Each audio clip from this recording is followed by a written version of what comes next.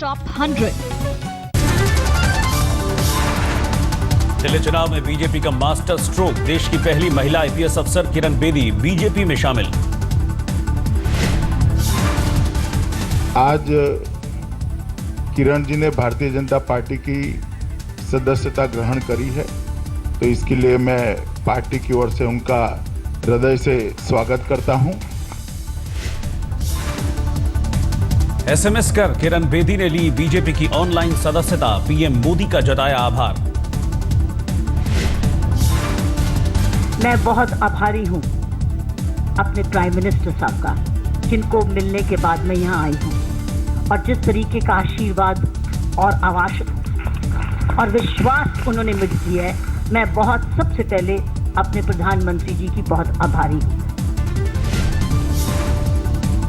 आज शाम किरण बेदी का पार्टी में होगा भव्य स्वागत। ग्रैंड वेलकम के लिए पंत मार्ग स्थित पार्टी दफ्तर पर शानदार तैयारियां।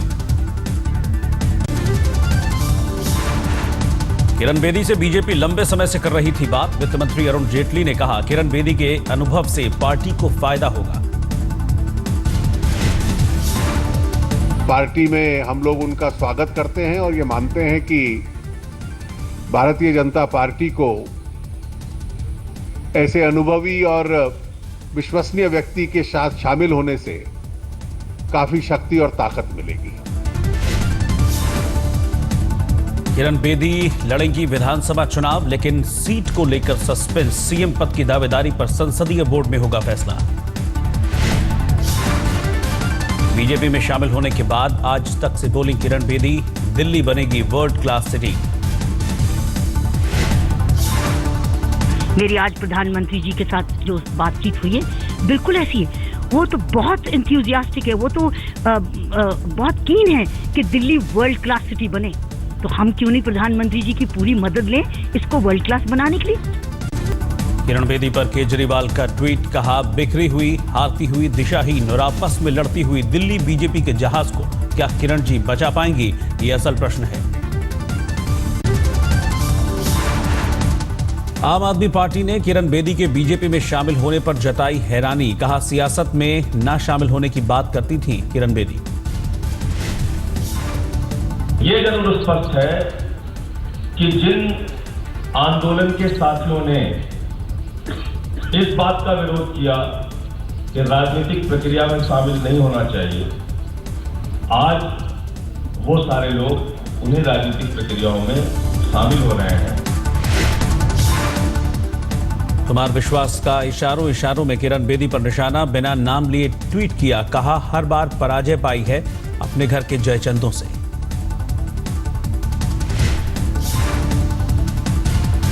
किरण बेदी के बीजेपी में शामिल होने पर प्रति ब्रिज बेदी ने जताई खुशी। कहा, किरण अगर सीएम बनेंगी तो मिसाल कायम करेंगी।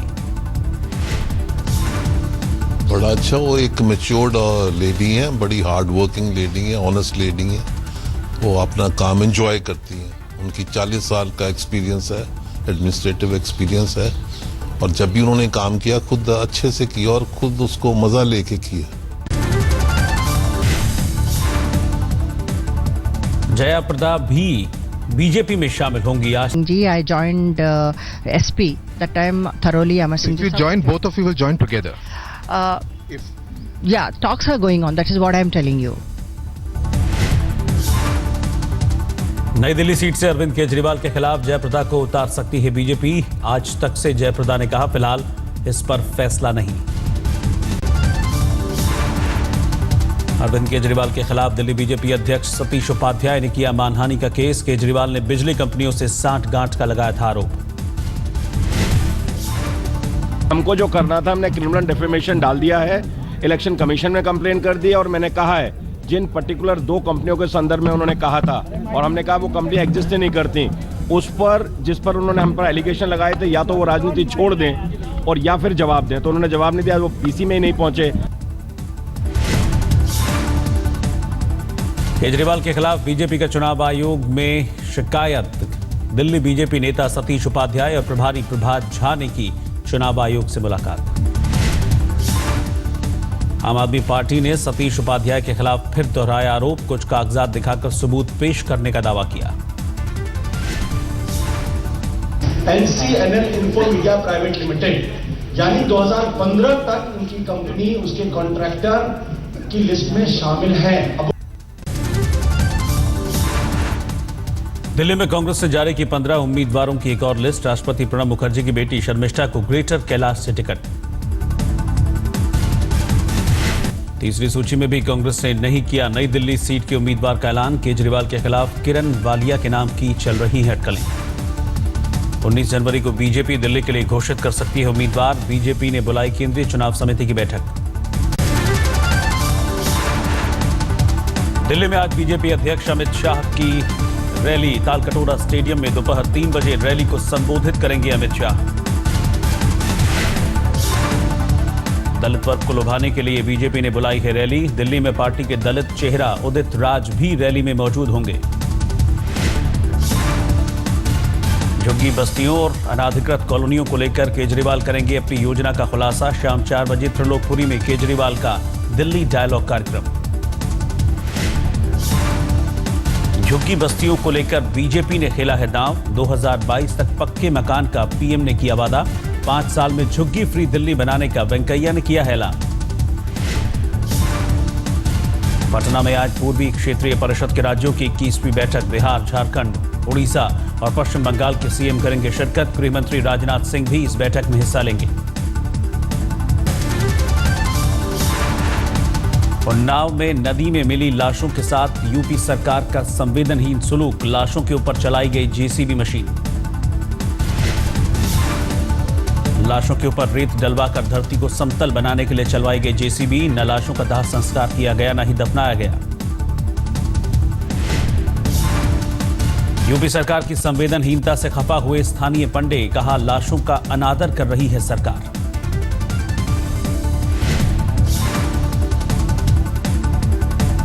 ये सब गलत है। ये प्रशासन जो है, वहाँ के कुछ लोग उसको जबरियन उसको खुदवा रहे हैं डेड बॉडी, और उसमें जल में पड़ी हुई लाशें गंगा जी घट गई हैं, तो वो लाशें ऊपर लिखर आई हैं। गुरुवार सुबह गंगा नदी में बहते हुए दिखाई दिए थे 100 से ज्यादा शव। शक्त विक्षत हालत में थी लाशें। पहचान होनी भी मुमकिन नहीं थी। उन्नाव के गंगा नदी में शवों के मिलने के मामले में कैबिनेट मंत्री आजम खान का विवादित बयान। कहा, गंगा नदी में शव बीजेपी सांसद साक्षी महाराज ने डलवाए। आजम खान ने साक्षी महाराज पर सरकार को बदनाम करने का आरोप लगाया। साक्षी जी ने डाली, ट्रक से लेकर आए थे, सुना है हमने। साक्षी जी ने सरकार को बदनाम करने के लिए डाल के अब ये बताएं कहां से लाए थे। उन्नाव के सांसद और बीजेपी नेता साक्षी महाराज का आजम पर पलटवार। कहा, गलत और भ्रामक बयान दे रहे हैं प्रदेश के मंत्री। बिना सड़क के कैसे पहुंची 200 लोगों की लाशें। पर मेरी समझ में नहीं आता कि अगर मैंने लाशें फेंकवाई तो उनकी पुलिस क्या कर रही थी, उनका प्रशासन क्या कर रहा था, और परेर घाट तक ट्रक भेजने के लिए क्या उनके पिताजी ने बढ़िया सा सीसी रोड बनवा दिया था जिससे मैं ट्रक लेकर के गया। डेरा सच्चा सौदा प्रमुख संत गुरमीत राम रहीम की फिल्म मैसेंजर ऑफ गॉड की रिलीज को लेकर नया विवाद। सेंसर बोर्ड की चीफ लीला सैमसन देंगी इस्तीफा। सूत्रों के मुताबिक सेंसर बोर्ड के ट्रिब्यूनल ने फिल्म को मौखिक तौर पर हरी झंडी दे दी। आज मिल सकता है सर्टिफिकेट। लीला सैमसन ने कहा, यह सेंसर बोर्ड का मजाक है। इस्तीफे को लेकर सूचना प्रसारण मंत्रालय को दी जानकारी। हरियाणा में एमएसजी की रिलीज को लेकर हालात संवेदनशील। हिसार और सिरसा में तनाव। फिल्म की रिलीज को लेकर आईएनएलडी नाराज। डेरा सच्चा सौदा प्रमुख के महिमा मंडन की शिकायत। ओबामा की भारत यात्रा से पहले सरहद पार से आतंक की सबसे बड़ी साजिश का खुलासा। आईएसआई की शह पर हमला करने के फिराक में है 200 आतंकी। सेना के 16th कोर के मुखिया लेफ्टिनेंट जनरल के.एच. सिंह का बयान। नेपाल के रास्ते दाखिल हो सकते हैं लश्कर के आतंकी।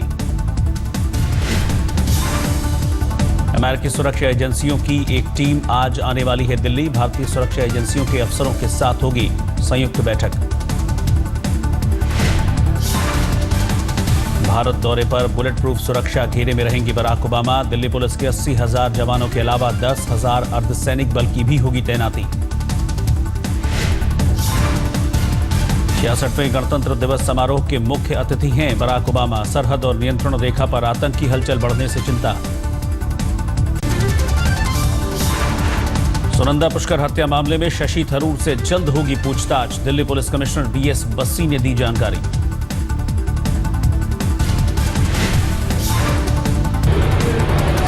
शशि थरूर को हाल फिलहाल के दिनों में बुलाया जाएगा। देखिए, मैं किसी व्यक्ति विशेष का नाम नहीं लेना चाहूँगा, पर यह कि जो भी इस केस के संबंधित जिनसे हमें बातचीत करनी है, सबको हम जल्द ही बुला लेंगे अगले चंद रोज के अंदर। सुनंदा पुष्कर हत्या मामले में गृह मंत्री राजनाथ सिंह ने दिया बयान। कहा, मामले की निष्पक्ष जांच होगी। दिल्ली पुलिस पर नहीं है कोई भी दबाव। कहीं पर कोई पॉलिटिकल प्रेशर नहीं है, बिल्कुल इम्पार्शियल इंक्वायरी हो रही है और इस संबंध में हम लोगों की तरफ से इंस्ट्रक्शन है। वैसे दिल्ली पुलिस जो भी इंक्वायरी करती है वही इम्पार्शियल करती है। सुनंदा की मौत को लेकर एसआईटी ने शशि थरूर के तत्कालीन पीएसओ से की पूछताछ। करीबी दोस्त संजय दीवान से भी सवाल। सूत्रों के मुताबिक केटी नाम की लेखिका का नाम भी सामने आया। केटिका लिख रही हैं शशि थरूर की बायोग्राफी। वेस्ट दिल्ली के विकासपुरी में चर्च में तोड़फोड़ के मामले में 3 आरोपी गिरफ्तार। सीसीटीवी में कैद हुई थी तीनों की तस्वीरें। दिल्ली के तिलक नगर के रहने वाले हैं तीनों आरोपी। पुलिस के मुताबिक आरोपियों का किसी धार्मिक संगठन से कोई संबंध नहीं। शराब पीकर शर्त लगाने के बाद की थी तोड़फोड़।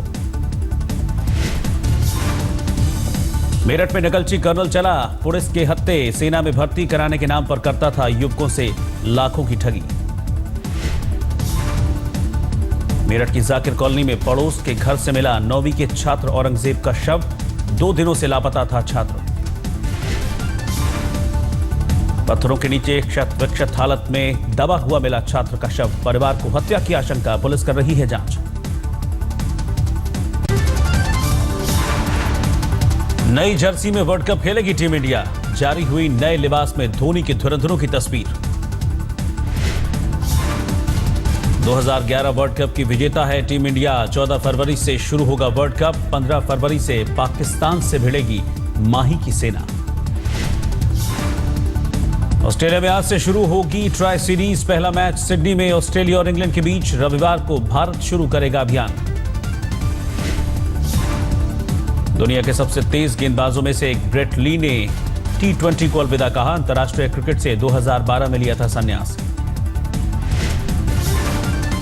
हैमिल्टन वनडे में श्रीलंका ने न्यूजीलैंड को 6 विकेट से हराया। 7 मैचों की सीरीज 1-1 से बराबर। मैकलम के सैकड़े पर भारी पड़ा दिलशन का शतक।